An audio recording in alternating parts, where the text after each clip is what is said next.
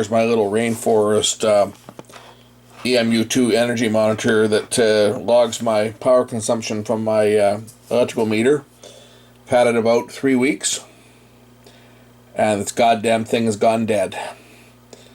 So I guess we'll pop this thing apart and see why it's gone dead. Won't power up on the AC adapter or on batteries. Now, what we've noticed is that it looks like the power jack is broken off of the circuit board because it seems to be loose. So I'm going to see if I can get this thing apart and see what's going on inside it. So looking at the unit, it looks like if I just pry the glass off the front here,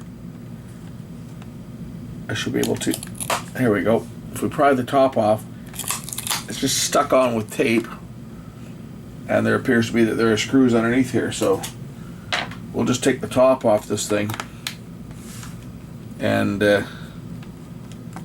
see what's inside it. I always wanted to see what was inside one of these things anyway, but I certainly didn't expect that something that they charged $30 odd for, that's the sale price, $35 from BC Hydro. These things normally sell for about $70, but they have it subsidized. I figured that they'd be a little bit better quality than that, but I guess I'm expecting too much in this day and age of crappy electronic shit. That actually expected anything would be built to last any length of time now is just asking a lot. Oh yeah, look at this. Look at this quality. This is really good quality. Look at this.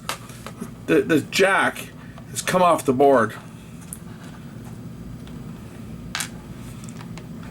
The goddamn power jack is split, and it's actually come right off of the board. Talk about real good quality there. So we'll just see whether we're able to solder this thing back down and see whether it will work once we resolder the pads that have come off. Looks like the center pin is the center pin is this on the side over here, and it's just come off of the board. You can see the solder connections here are broken. So we're going to heat the soldering iron up and see if we can resolder that, and hopefully that'll fix this thing, and then I can get it going again. Okay, I've moved back out to the workshop here, and we're going to see if we can get this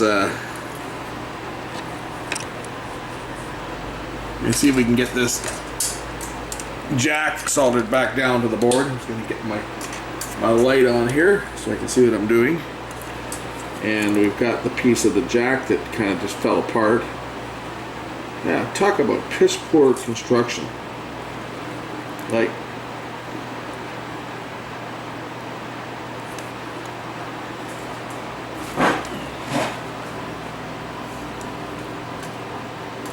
what do you expect? I guess I'm 6-year-old in a sweatshop in China putting these things together, right? Okay, soldering iron is warm. Just heat these up and see whether we can reflow the solder back down onto the board.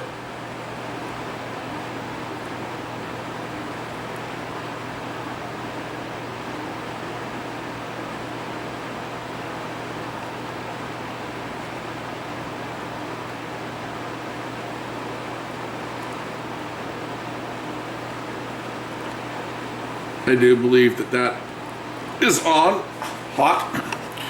So let's just go and grab the AC adapter for this thing and see if it'll power up. Okay, I've got the AC adapter handy, and just turn it around here and we'll plug it in and see whether, oh, I got some lights, so that's a good sign. There we go, rainforest automation. Connection loss, rejoining meter. So what this device does, now that you guys can see what it's doing here, there we go, it's just read the meter. This talks to my hydrometer, my smart meter mounted on the side of my house. And what it does, it gives me real-time readouts of my power consumption. So, oh, it's gone red. Gee, I wonder why, because maybe I have the electric heat going in my garage.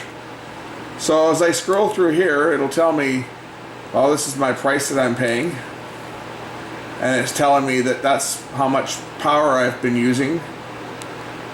And right now we're in the middle of a cold snap right now, so my power consumption is really through the roof. I'm currently using 8.2 kilowatts per hour, 93 cents. Now I'm gonna go turn off this heater that's running right now in my garage. So it's a 4,800 watt heater. So let me turn it off. And what we'll see is that power consumption is now gonna drop. There we go. I'm now down to 3.27 kilowatt hours consumption wise. If I turn off the 75 watt light bulb that's shining down on here on my workbench, we will see the power consumption drop by 0.075. If I turn off the 22 watt fluorescent magnifier light, we will see the power consumption drop by about another 25 watts. If I turn off the lights in my garage here, well, we'll see the power drop again. That's the coolness of this little energy meter. If I turn my lights on, so we're drawing about 2.793 kilowatt hours, 2.77. I turn on the lights in my garage and we're up to 3.03. Now what type of lights do I have in the garage here? I have two 60 watt 8-foot fluorescent bulbs, two 40 watt 4-foot fluorescent bulbs, and two 42 watt compact fluorescents, plus a 13 watt compact fluorescent and a couple of beer signs. One beer sign is a neon sign, the other one has got two 20 watt fluorescent bulbs in it. So add them up, 120 watts plus the ballast loss, so 220. I'm going to say about 320 watts for the lights. Let's just see, I'm just guessing. So I'll turn them out here.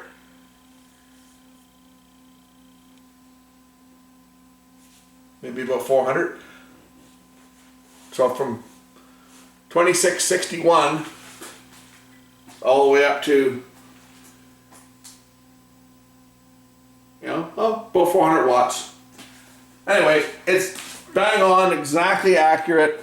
There it is. I fixed my meter. I'm going to go put it back together and then I can be happy. So the unit just kind of fits back together, kind of like, oh, I got a magnet inside here. One of the screws is stuck to a magnet. It's got little magnets in the back here to stick it onto things. You see that? So we just stuff it back together. Put the 4 screws back in. Wipe off the screen. Okay, make sure there's no dirt on the screen, and then we'll just take the top cover here, and it just fits over the holes there and held in place with tape. Good as new. Plug it back in, power it up. There it goes, it's got power.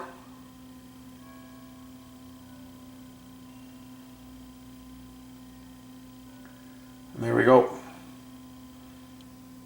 Rejoining the meter, communicates by Wi-Fi with the hydrometer. This is how there we go, synchronized. And we got a good signal. Should be, the hydrometer's just like literally hasn't read it yet. It's like 10 feet away from where I am. There we go. So that's it, back together, and hopefully we won't have to see this break again.